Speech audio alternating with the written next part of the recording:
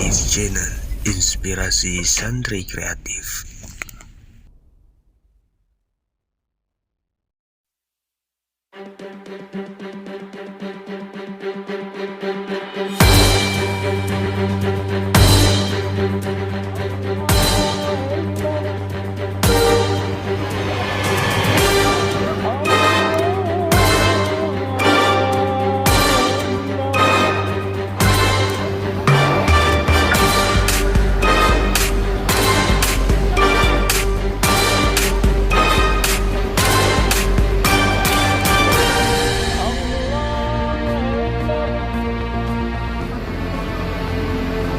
سمع الله لمن حمده.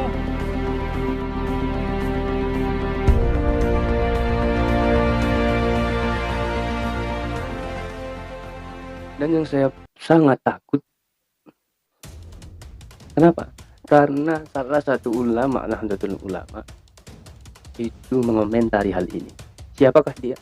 Beliau adalah Kiai Haji Mustafa Bisa, atau akrab dipanggil dengan Gus Mus.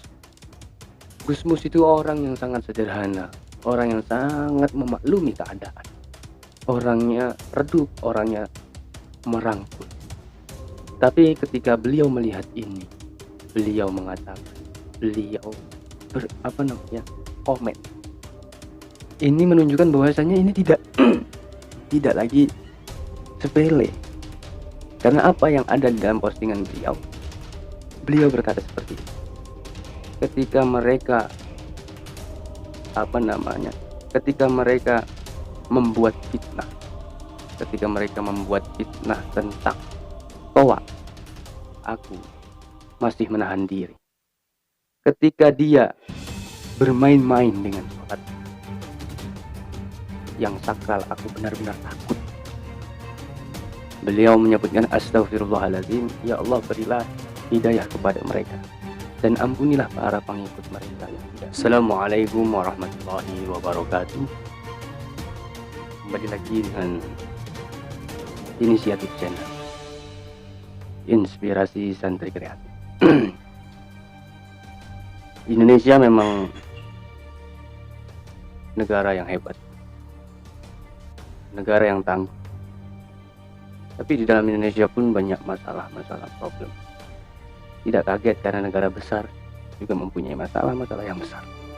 Itu sudah umum.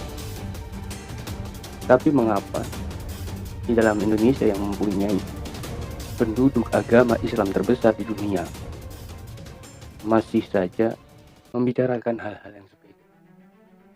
Masih saja saling menjatuhkan argumen. Mungkin orang-orang Islam yang ada di Indonesia yang berilmu tinggi mungkin adem-adem aja dengan keadaan agama-agama yang ada di Indonesia ini, selagi tidak menyangkut akidah dan tidak meremehkan Islam, biasa aja. Tapi orang-orang di Indonesia banyak sekali yang berbicara tentang agama namun tidak punya ilmunya.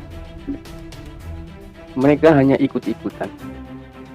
Mereka hanya hanya ikut yang mana yang asik, mereka ikut di sana.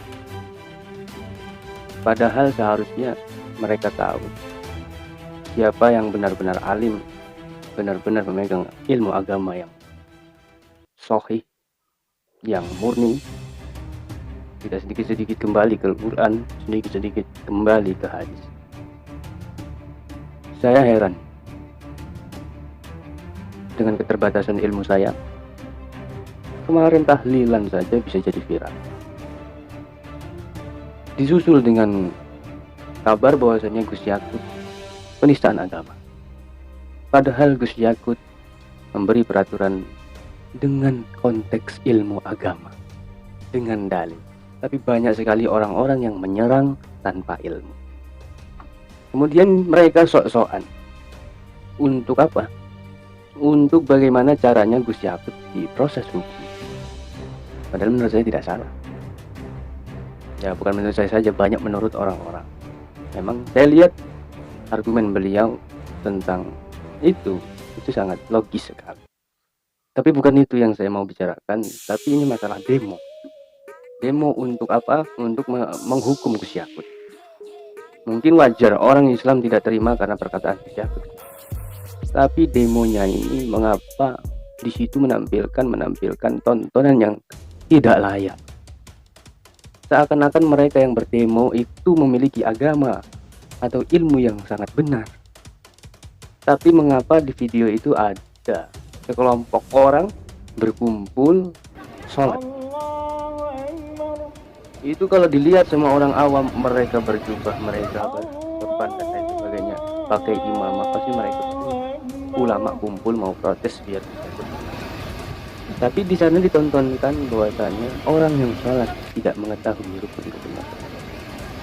Masa ruku lebih dari di satu rakaat, rukunya banyak banget. Itu berarti menandakan sholatnya dia tidak dalam ketentuan syarat rukunnya sholat.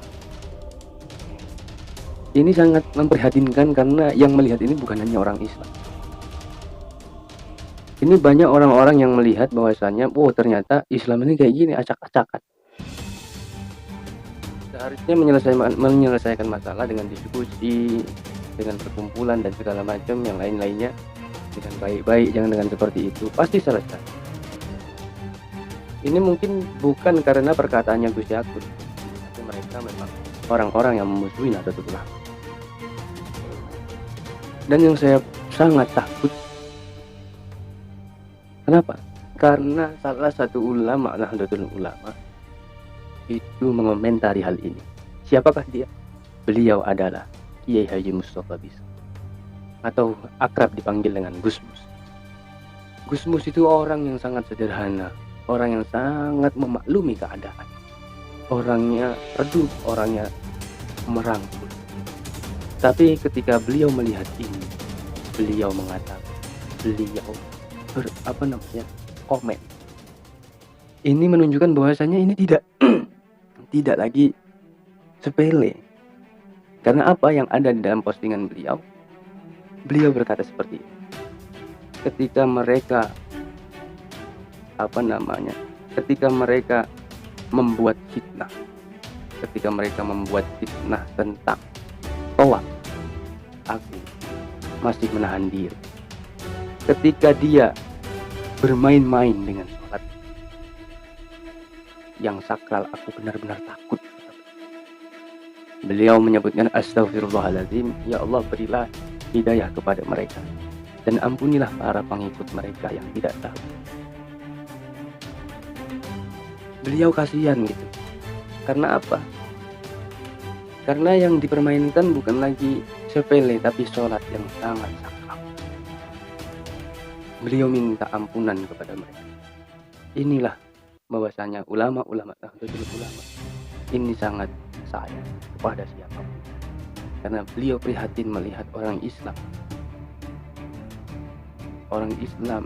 yang berbicara tentang agama tanpa ilmu.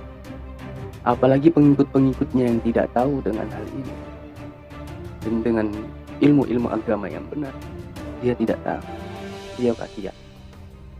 Ini bahwasanya cukup menjadi contoh buat kita, menjadi suatu pencerahan buat kita. Kita harus memilih imam, kita harus memilih kiai, memilih ulama yang benar-benar mempunyai ilmu agama, bukan sekedar dipakaikan jubah, dipakaikan imamah, dikasih sorban, kita lalu percaya dengan dia. Jangan, karena sesungguhnya ilmu bukan di pakaian, ilmu didapat dengan imamah, bukan dengan sorban, tapi dengan belajar yang lama, sabar, tekun. Tapi mereka hanya dengan imamah, hanya dengan sorban, mereka sudah mempunyai banyak pengikut. Nanti apa ujung-ujungnya? Ujung-ujungnya mereka berfatwa tanpa menggunakan ilmu, maka pendapatnya sesat dan menyesatkan. Maka nasihat kami, himbauan kami, hemat kami, pilihlah orang-orang yang tepat untuk menjadi panutan. Karena sesungguhnya yang kita lihat seperti ini, yang kita lihat saat ini, orang-orang menyelesaikan masalah dengan masalah. Sama saja ketika kita melarang orang yang maksiat tapi membentaknya. Padahal Nabi Muhammad Shallallahu Alaihi Wasallam ketika beliau disyakiti, dia tetap berbuat baik dengan orang itu. Nabi Muhammad pernah berdarah-darah, pernah dilempar batu, dilempar tahi, dilempar kotoran. Beliau itu tetesan darahnya jangan sampai menempel ke bumi, menetes ke bumi. Karena apa? Seandainya darah beliau menetes ke bumi, maka Allah Subhanahu wa Ta'ala akan menghancurkan orang-orang yang jahat sama Nabi Muhammad SAW. Tapi Muhammad mencegah darahnya untuk menetes ke bumi. Lalu apa kata Jibril? Wahai Muhammad, apakah perlu gunung itu aku balikan ke mereka biar mereka hancur lebur? Tapi Nabi Muhammad tidak. Aku diutus Allah untuk mereka bisa lebih baik. Bukan aku diutus untuk melaknatinya, kata Nabi Muhammad SAW. Ini harus menjadi contoh bahwasanya ketika ada suatu masalah ditanggapi dengan baik, diselesaikan dengan baik. Nabi Musa sama Nabi Harun ke tempat Fir'aun, apa kata Allah? Wahai Musa dan Harun, ketika kamu berhadapan dengan Fir'aun, maka kamu harus dengan kata-kata yang lain, kata-kata yang lembut. Fir'aun yang bukan jahat lagi, tapi apa? Tapi dia sudah mengaku Tuhan saja. Allah masih memberikan pelajaran kepada Nabi Harun dan Nabi Musa untuk berkata dengan lembut. Ini harus kita lihat. Ketika Gus Yakut membuat peraturan yang seperti ini, pengeras suara yang dikira sama mereka disamakan dengan sesuatu yang hina, mereka demo. Bagaimana Gus Yakut diturunkan? Padahal pendapat mereka tanpa adanya ilmu, tapi Gus Yakut membuat peraturan dengan ilmu. Ini tanggapan orang-orang yang tidak berilmu. Dia mengatasi masalah yang menurut dia masalah dengan kekerasan. Tapi lihat ulama kita, jadi Mustafa Bisri, ketika dia melihat sesuatu yang buruk, mempermainkan sholat yang sakral, beliau takut. Beliau takut melihat hal tersebut dan memintakan ampunan kepada mereka, pengikut-pengikut mereka yang tidak tahu.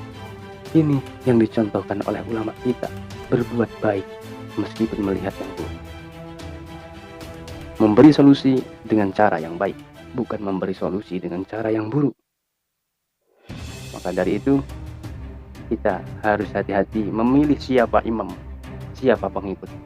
Kalau dia tidak berilmu tentang agama, jangan kau ikuti. Karena apa? Itu potensi sesat dan menyesatkan. Mungkin itu saja yang bisa saya sampaikan. Semoga kita dilindungi oleh Allah Subhanahu wa Ta'ala, mempunyai hutan. Semoga Allah memberikan kita imam, memberikan kita panutan yang benar-benar berilmu dan berakhlak mulia. Billahi taufiq wal hidayah wa ridho wal inayah. Wassalamualaikum warahmatullahi wabarakatuh. Inisiatif Channel Inspirasi Santri Kreatif.